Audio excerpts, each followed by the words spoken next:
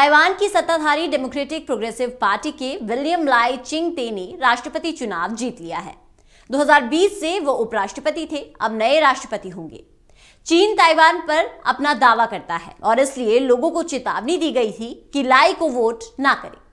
लाई की जीत के बाद भी चीन ने प्रतिक्रिया दी, कहा कि डीपीपी जनता की आम राय का प्रतिनिधित्व नहीं करती और चाहे जो भी जीता हो, इससे चीन के रीयूनिफिकेशन पर कोई असर नहीं पड़ेगा।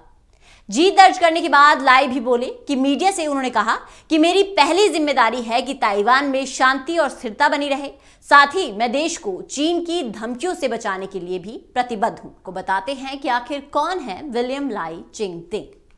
विलियम लाई चिंग ते उत्तरी ताइवान के एक तटीय गांव में पले बड़े हैं। हार्वर्ड से पब्लिक हेल्थ में मास्टर्स किया, आगे चलकर किडनी के डॉक्टर बने।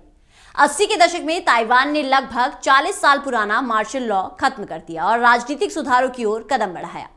तब लाई ने राजनीति के लिए डॉक्टरी छोड़ दी। साल 1998 में पहली बार विधायकी का चुनाव लड़ा और जीता। फिर 2010 में ताइनान शहर के मेयर बने। इस दरमियान उन्होंने द्वीप के हाई टेक चिप इंडस्ट्री को बढ़ाने में जरूरी भूमिका अदा की। मेयर के तौर पर उन्होंने एक स्थानीय साइंस पार्क में सेमीकंडक्टर मैन्युफैक्चरिंग प्लांट लगवाया। इसके बाद 2017 से 2019 तक ताइवान के प्रीमियर के तौर पर भी काम किया। ताइवान का प्रीमियर नाम मात्र के लिए राष्ट्रपति का प्रमुख सलाहकार और केंद्र सरकार का प्रमुख होता है। प्रीमियर के बाद नवंबर 2019 में लाई को उपराष्ट्रपति के रूप में चुना गया था। पिछले राष्ट्रपति चुनाव की एक घटना की वजह से लाई के प्रशंसकों ने उन्हें हिम्मती और आलोचकों ने अकड़ू कहा था। ब्लूमबर्ग की एक रिपोर्ट के मुताबिक उन्होंने पिछले चुनाव में अपनी ही पार्टी के साई एग वेन को चुनौती दी थी। उस चुनाव में साई ने भारी जीत दर्ज की और लाई को बागी मान लिया गया। चीन विरोधी लाई चिंग ते के ताइवान चुनाव जीतने के बाद चीन की मुश्किलें बढ़ गई हैं। लेकिन सबसे पहले यह जानना भी जरूरी है कि आखिर चीन और ताइवान में अनबन क्यों है। आइए ग्राफिक के जरिए जानते हैं कि आखिर इस अनबन का कारण क्या है। चीन और ताइवान का रिश्ता अलग है। ताइवान चीन के दक्षिणी पूर्वी तट से 100 मील दूर स्थित छोटा सा एक द्वीप है और ताइवान 1949 से खुद को आजाद मुल्क मान रहा है। लेकिन अभी तक दुनिया के 14 देशों ने ही उसे आजाद देश के तौर पर मान्यता दी है और उसके साथ साथ डिप्लोमेटिक रिलेशन भी बनाए गए हैं। चीन ताइवान को अपना प्रांत मानता है और चीन का यह मानना है कि एक दिन ताइवान उसका हिस्सा बन जाएगा।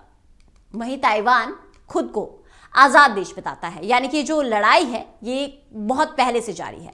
उसका अपना संविधान है। ताइवान कहता है कि उसका अपना संविधान है और वहां चुनी हुई उसकी अपनी एक सरकार है, तो वो चीन का हिस्सा नहीं है। लाई पेन ग्रीन गठबंधन के नेता हैं और अलग ताइवान पहचान के समर्थक हैं और चीन के साथ एकीकरण के मुखर विरोधी भी रहे हैं। चीन के बजाय वो अमेरिका से करीबी बढ़ाने के पक्षधर हैं और जाहिर सी बात है कि उन्हें कट्टर अलगाववादी और मौजूदा राष्ट्रपति साई इंग वेन से भी ज्यादा खराब मानता है। चीन तो उनकी पार्टी डीपीपी को भी अलगाववादी मानता है। चीनी सरकार और लाई की ये खटास पुरानी है। 2017 की बात है, लाई ने खुद को ताइवान की आजादी का कार्यकर्ता बता दिया था। विवाद छिड़ गया क्योंकि ताइवान ने ना तो औपचारिक रूप से चीन से आजादी की घोषणा की है और ना ही चीन के आधिपत्य को स्वीकारा है। हालांकि बीते सालों में लाई ने औपचारिक स्वतंत्रता की वकालत कम कर दी है, लेकिन चीन उन्हें दुश्मन ही मानता है। साफ कहता है कि ताइवान की आजादी की दिशा में लिए गए किसी भी कदम का मतलब जंग है। इस चुनाव में लाई का मुकाबला दो तरफा था। उन्होंने कंजर्वेटिव कुओमिंतांग के हो यूही और ताइवान पीपल्स पार्टी के वेनजे को हराया है। गिनती पूरे होने पर मालूम हुआ कि लगभग 40% वोट शेयर उनके हिस्से गया। चीन और अमेरिका की इस चुनाव पर करीबी नजर थी क्योंकि दोनों के लिए ताइवान रणनीतिक रूप से अहम है। क्यों? क्योंकि सीधा हिसाब है। आम चुनाव के नतीजों का सीधा असर चीन के साथ रिश्ते पर पड़ता है और ग्लोबल साउथ में चीन के पाले में कौन है, कौन खिलाफ, इसका असर वर्ल्ड ऑर्डर पर ताइवान वैश्विक सेमीकंडक्टर सप्लाई चेन के केंद्र में है। मतलब ये कि कोई भी तनाव अंतर्राष्ट्रीय अर्थव्यवस्था के लिए $10 ट्रिलियन का जोखिम पैदा कर सकता है। अब लाई के सामने चैलेंज है कि वो चीन और अमेरिका के बीच बैलेंस को साधे और साथ ही ताइवान के जनादेश का पालन भी करें।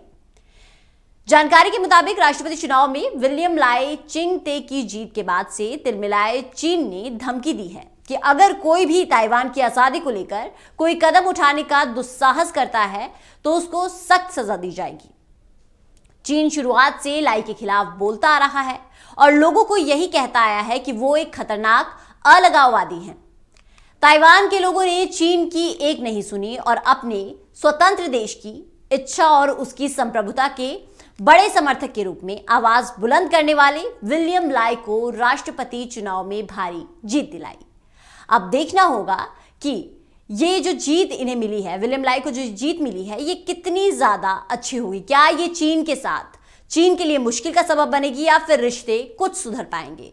क्योंकि लगातार जो चीन है वो लगातार ये वोटरों से भी ये उन्हें बार बार अपील कर रहा था कि आप विलियम लाई को सपोर्ट ना करें, क्योंकि चीन के लिए ये एक बहुत बड़ा खतरा है, क्योंकि विलियम लाई जो है वो चीन का हमेशा से विरोध करते आए हैं। अब देखना होगा कि आगे रिश्तों पर क्या कुछ असर पड़ता है। तो फिलहाल के लिए डिकोड द कोड में बस इतना ही। इसके साथ ही आप मुझे दीजिए इजाजत और आप हमें अपना फीडबैक info@justbroadcasting.com पर मेल भेज कर देना ना भूलें। नमस्कार।